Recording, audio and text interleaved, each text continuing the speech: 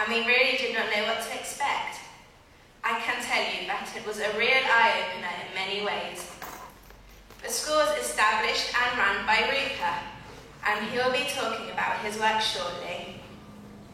My experience at the school is something I will never forget, and I feel privileged to have spent time there. I had read about India and the children and the poverty, but nothing prepares you for the sights, smells and sounds until you actually arrive.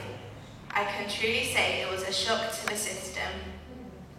When we first arrived at the school, I was really impressed by the building, and as we walked into the playground, groups of children came running up to us. If I'm honest, my first reaction was to smile, but not to get too close, as these poor children were dressed in torn and dirty clothes. Most had no shoes, and perhaps were not as clean as I am used to. However, after a very short amount of time, they win you over with their affection and smiles, and you realise that they are just like me, but live under very different circumstances. I cannot begin to tell you just how saddened I was to see how these children live. Seeing such extreme poverty close up brought tears to my eyes, and I realised it is not a case of living, but surviving. These children live with their parents, grandparents, and siblings in a space probably smaller than my bedroom, with a plastic sheet to protect them from the elements. What I take for granted, such as running water, heating, etc., is only a dream for these children. As there is no water, no electricity, no sanitation. In winter you freeze, and in summer you boil.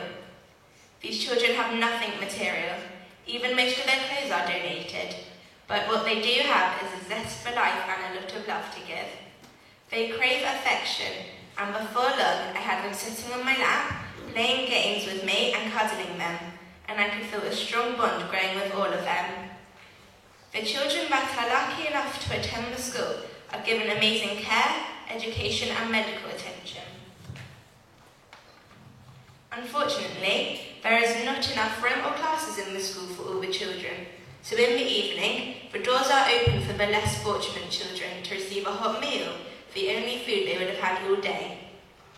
That evening, we helped feed over 200 of these mainly younger children, aged between 2 and 10. Some of these children younger than me carried little babies in their arms. I wanted to cry, as I knew that without this food they would starve. This meal would have to last them a day or two, and many of the children put some rice in small tins so that they would have food for the next day. I spent several remarkable days at the school and in the classrooms, and I could see just how much these children wanted to learn. They can see that the school offers them an opportunity to break away from the cycle of poverty they are trapped in.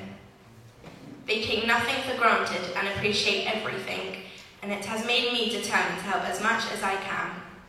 I am so pleased my dad took me, as I now really appreciate how fortunate I am.